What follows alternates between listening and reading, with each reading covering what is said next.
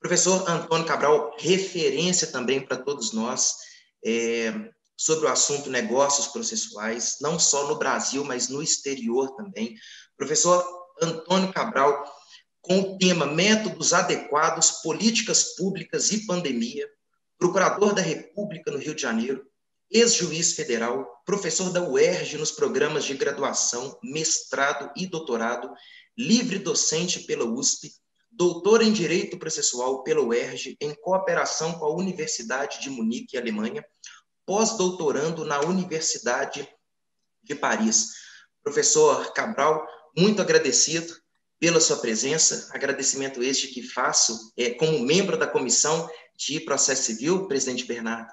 Se assim você me permite agradecê-lo novamente, que realmente a gente está muito feliz com a sua presença. E, professor, da mesma maneira que foi concedido 20 minutos ao professor Guilherme, assim também é concedido à Vossa Excelência. Estamos ansiosos aqui para ouvi-lo. Muito obrigado. Bom, obrigado, doutor Alain Milagres. Eu queria agradecer o convite gentil que me foi formulado pela OAB de Minas Gerais, né? E faço agradecendo não só apenas na pessoa de Vossa Senhoria, mas também dos demais colegas que estão aqui compondo o painel, né? A doutora Fernanda Alvim, o professor Dierle Nunes e o querido amigo também, o doutor Bernardo Câmara, né? Que nós já nos conhecemos todos de outras oportunidades e fico feliz em revê-los, pelo menos telepresencialmente. Só faço votos que em breve uma situação de normalidade ou de nova normalidade, a gente possa estar juntos em Belo Horizonte para outras iniciativas como essa. E aproveito também para parabenizar a OAB de Minas Gerais pela organização desse evento espetacular, né? Um evento que teve uma enorme adesão do público, o que mostra que a OAB organizou tudo com muito cuidado, acertou nos temas, né? E fico muito feliz de estar podendo participar dessas discussões aqui. Saúdo também os queridos colegas de painel, a professora Belua Mafessoni e o professor Guilherme Lage, grandes especialistas também no tema dos negócios processuais. E fazer essa relação entre negócios processuais e pandemia, né, essa relação que muita gente está fazendo nesses tempos que a gente viveu nesse ano, é algo interessante porque a gente pode fazer um balanço, né? Porque a lógica dos negócios processuais é uma lógica de cooperação, é uma lógica dos litigantes, embora discordando sobre quem tem o direito material, encontrem espaços de consenso que permitam a eles definir o procedimento que será adotado para definir a quem cabe o direito material. Algo que a gente só pensava na arbitragem, como sendo possível na arbitragem, mas trazido para o processo perante o judiciário estatal. Eu costumo dizer que os negócios processuais eles são uma ferramenta muito interessante porque eles empoderam as partes para que elas sejam os protagonistas dos destinos do procedimento. Antigamente, o juiz era considerado como a única personagem que poderia definir o procedimento, inclusive flexibilizá-lo, né?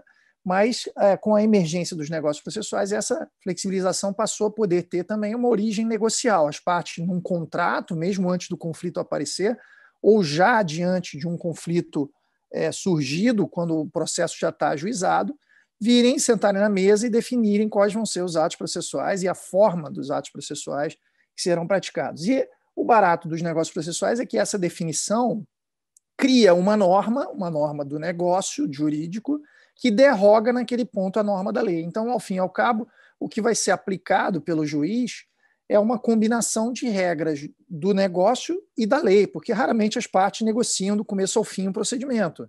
Elas vão adaptar alguns aspectos do procedimento. Então, onde houver convenção, o juiz vai ter que aplicar a convenção. Onde não houver convenção, o juiz vai aplicar a regra da lei. E perceber isso é perceber que os negócios jurídicos, por constituírem normas que vão derrogar as regras legais, eles são vinculativos para o juiz. O juiz, embora não seja parte dos negócios, ele deve ter essa compreensão de que a ele cabe aplicar a regra negociada pelas partes. E os negócios nesse cenário trazem muitas vantagens para os litigantes, né? Eles permitem um mecanismo muito potente de adaptação do procedimento. A gente tem que pensar que um processo ordinarizado, o procedimento comum, padronizado no código para todos os casos, pode servir bem até para a maioria dos casos, mas às vezes vai se revelar problemático, né? Oferecendo inúmeros obstáculos para os litigantes em certo tipo de de disputa. Então, essa adaptabilidade é uma ferramenta interessante para que a gente possa fazer com que o processo vá se adaptando para servir de maneira ótima às necessidades de uma determinada disputa, de um determinado direito material que está sendo discutido. Então, vai caber aos litigantes, a partir dessa emergência, vai caber aos litigantes verificarem qual é a dificuldade que eles projetam naquele tipo de ação no judiciário. Se o problema é o acesso a uma localidade, vamos convencionar sobre a competência, trazendo o juízo para mais próximo das partes. Se o problema é o custo, vamos repartir melhor os custos, pensando em critérios outros que não sejam o critério de causalidade, que o perdedor paga tudo. Vamos dividir em porcentagem iguais ou mesmo desiguais, mas repartir de alguma outra maneira. Vamos procurar disciplinar a destinação desses valores e até limitar, às vezes, os valores das multas coercitivas, por exemplo, das astrentes. É possível negociar sobre financiamento e seguro processuais. Então, as negociações sobre os custos são muito interessantes. Além disso, se o problema das partes que as partes projetam é a duração do processo, vamos negociar para reduzir recursos, fazendo um processo em instância única, por exemplo, sem recurso, ou reduzindo os recursos para as interlocutórias, ressalvado um recurso de apelação, ou renunciando os recursos para os tribunais superiores, né, que às vezes fazem com que o processo se arraste muitos anos, né, tem uma tramitação muito demorada. Se o problema é a exiguidade de prazos, vamos negociar sobre a preclusão temporal. Inclusive, o Código de Processo Civil novo permite que se modifiquem os prazos peremptórios até, né? Se o problema, às vezes, é a existência de um litisconsórcio necessário, é possível que as partes negociem que elas prometem não ajuizar pretensões de certo modo contra um dos litisconsórcios. A gente sabe que muitas vezes os empresários chegam para os advogados e dizem: olha, se eu tiver que processar todos esses aqui em conjunto em litisconsórcio, eu não quero, eu prefiro não processar ninguém, porque esse sujeito aqui é um parceiro comercial de longa data, eu não vou processá-lo. O que se pode fazer? Uma promessa de não ajuizar pretensões condenatórias quanto àquele player, né? E com isso você se ressalva, por exemplo, ao ajuizamento de uma demanda declaratória. Com isso você ultrapassa o obstáculo do litisconsórcio necessário, porque você pode oferecer ajuizar a ação contra todos, né? Sem também direcionar uma pretensão danosa àquele sujeito que tem uma relação comercial duradoura, né, com a parte.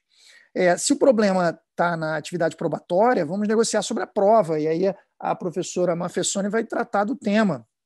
Você pode negociar meios tecnológicos de produção de prova, dizendo que determinados documentos vão ser assinados com criptografia assimétrica ou com assinatura digital de tal empresa, ou que eles têm que ser registrados na blockchain. Se o problema é a prova oral, a grande quantidade de testemunhas, vamos negociar para que a prova seja colhida por escrito. Se o problema é que a gente não quer ter uma imprevisibilidade sobre quem será o perito, vamos escolher convencionalmente o perito. Inclusive, esse é um negócio processual típico, expressamente previsto no CPC. Se o problema é a complexidade do próprio exame pericial, vamos convencionar sobre o procedimento de produção da prova. E com isso vinculando até o perito, que ele vai ter que usar aquele procedimento que é definido pelas partes. Enfim, há uma infinidade de possibilidades de convenções no campo probatório, mas eu vou deixar o tema para a Belua tratar na sequência. E se você projeta dificuldades na execução, existe também uma pleia de instrumentos negociais que podem, por negócios de natureza processual, definir aspectos importantes da execução. Você pode negociar quais serão as medidas coercitivas de apoio, né, que podem ser utilizadas para pressionar o executado. É possível negociar a penhorabilidade ou a impenhorabilidade de certos bens. Então, uma empresa pode dizer assim: olha, se eu for processada no processo futuro e for executada, eu não quero que penhorem bens do meu parque industrial, senão eu tenho que parar minhas atividades. Então, constitui-se uma impenhorabilidade de natureza negocial para fazer uma adaptação do procedimento a essa necessidade. É possível criar, inclusive, títulos executivos fora do rol legal de títulos executivos, né? É possível, ligando esse tema ao tema da tecnologia, é possível, a partir dos contratos inteligentes, dos smart contracts, e aqui faço homenagem ao professor J.L. Nunes, que é um grande especialista desse tema. Os smart contracts, eles podem, na verdade, estabelecer instrumentos de autoexecutoriedade para os contratos a partir da deflagração de um evento gatilho que permite até que uma das partes unilateralmente, pelo apertar de um botão, se pague, né, se satisfaça com as prestações. E isso tem efeitos inúmeros, né, inclusive de inverter a lógica de quem vai ser autor e quem vai ser réu, quem vai estar tomando a iniciativa da cobrança e quem vai estar posicionado como um demandado em relação a essas ações, né? E isso pode ser acordado previamente ou pré-definido em um negócio processual. Olha, nós vamos utilizar esse tipo de mecanismo que poderá ser deflagrado nessa e nessa situação. Então, isso é a criação de um procedimento quase que de autotutela, né, que tem uma base normativa autocompositiva por um negócio processual prévio. Então, vejam como os negócios processuais, as convenções sobre o processo, abrem novos caminhos de atuação profissional para o advogado, né? E eu tenho costumado dizer que elas são absolutamente inovadoras e revolucionárias porque elas mudam nossa forma de atuar, porque por meio delas o processo começa antes do processo, ele começa lá no contrato, lá no planejamento contratual, quando as partes começam a projetar esses problemas e lá pensam em como desenhar o procedimento para flexibilizá-lo, né, em favor dos interesses que quer proteger. E num cenário pandêmico, como foi esse que temos vivido nos últimos meses, a importância e a utilidade dos negócios processuais apareceu com toda a força. Os negócios processuais já vinham sendo muito utilizados, mas aqui, diante da necessidade de adaptar os procedimentos para que os processos pudessem correr, muitas partes começaram a perceber essa utilidade quase que a fórceps, né?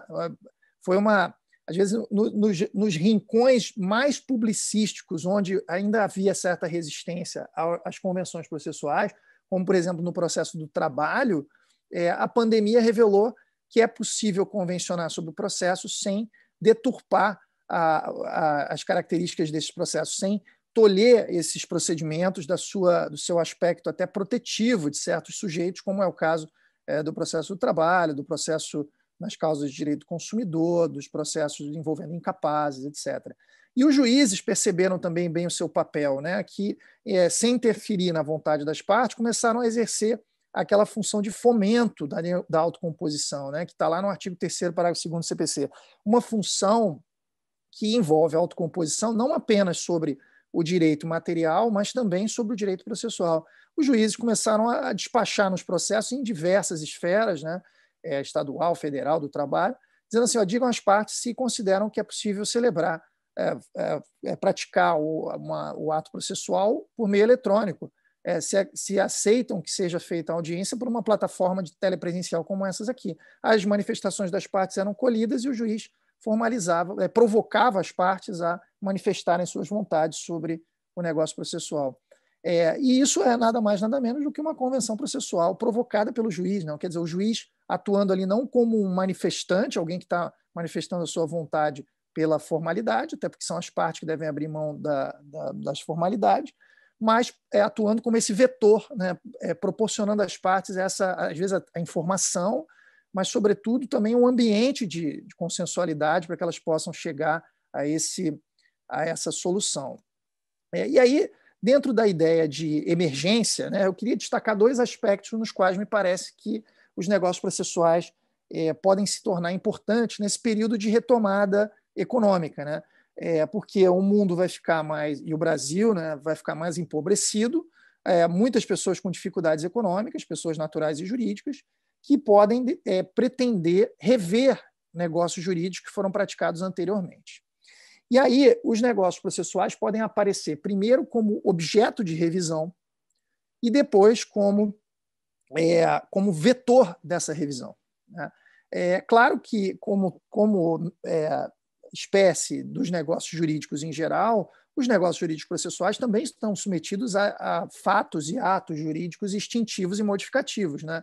São circunstâncias que podem levar à sua modificação e extinção. E aí a gente aplica muito da lógica da teoria geral dos negócios jurídicos, estudada no direito privado, para o direito processual. Então, os acordos podem ser extintos, né, por manifestação das partes, resolução, resilição, rescisão e até a revogação ou distrato, né? Revogação das partes quando ela pode ser unilateral, e para que seja unilateral tem que haver uma previsão no negócio processual primitivo de que uma das partes possa unilateralmente levar à extinção do negócio, como é o caso do mandato ao advogado, né, que pode ser extinto por uma manifestação unilateral, mas normalmente os negócios bilaterais, as convenções, têm que ser desfeitas por manifestações em sentido contrário, né? É o distrato, né? A gente aplica a mesma lógica do distrato aqui.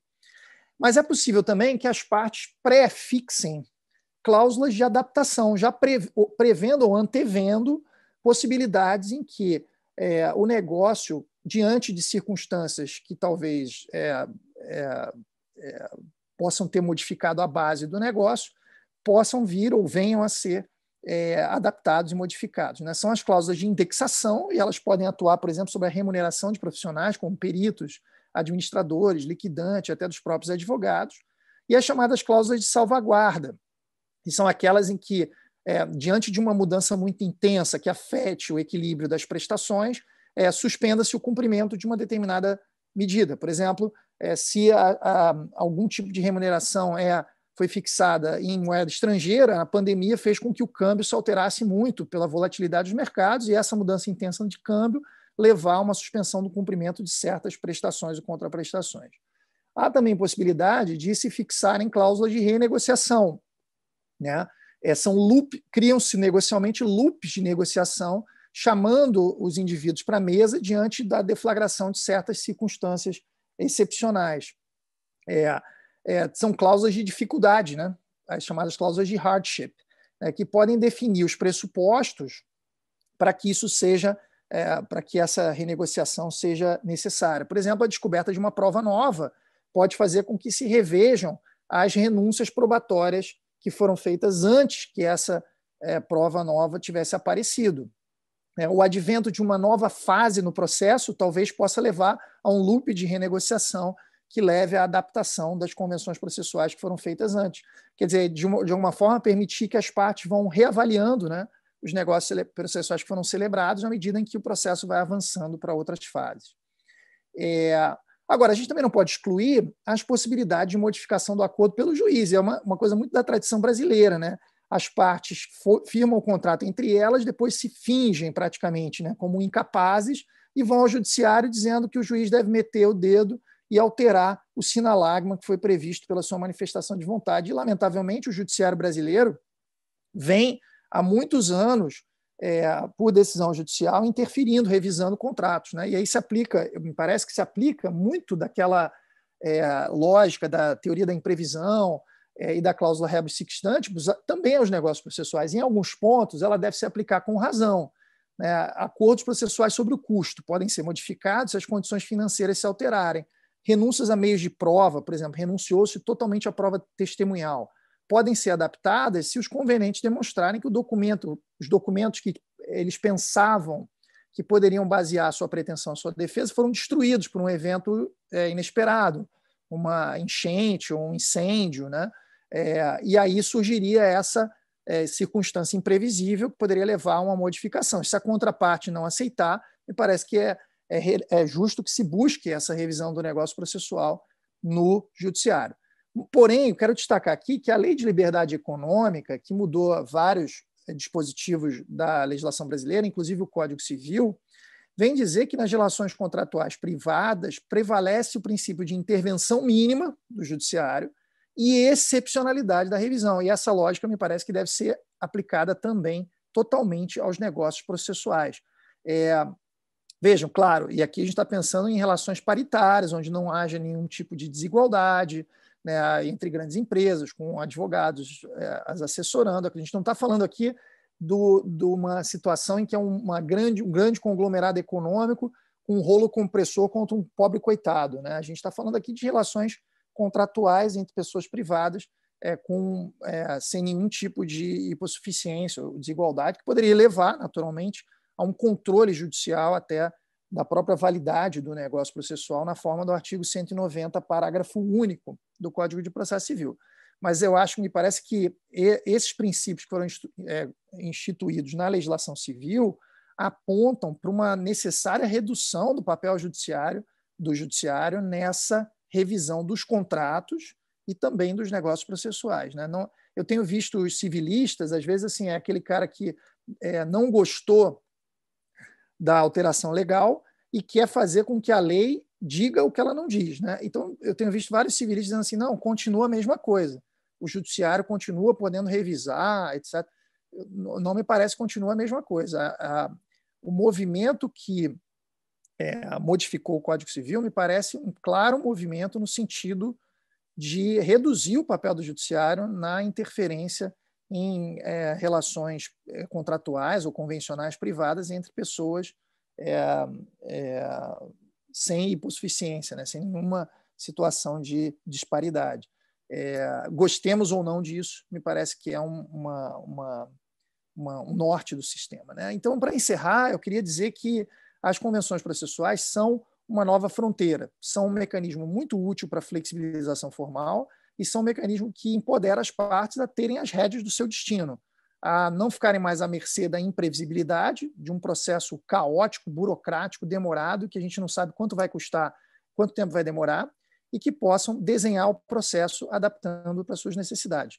Os profissionais e os advogados, em especial aqui falando na OAB, né, que dominarem essa ferramenta das convenções processuais, certamente terão uma vantagem competitiva muito grande em relação àqueles que desconhecerem o instrumento, né? Então, fica aqui também não só essas reflexões, mas também um convite para que não apenas na pandemia, mas que isso se introduza na nossa atividade profissional como uma nova ferramenta, para que os colegas que ainda não estão habituados a atuar e a inserir as convenções processuais nos seus contratos comecem a praticá-las mais, conhecer mais os institutos, né?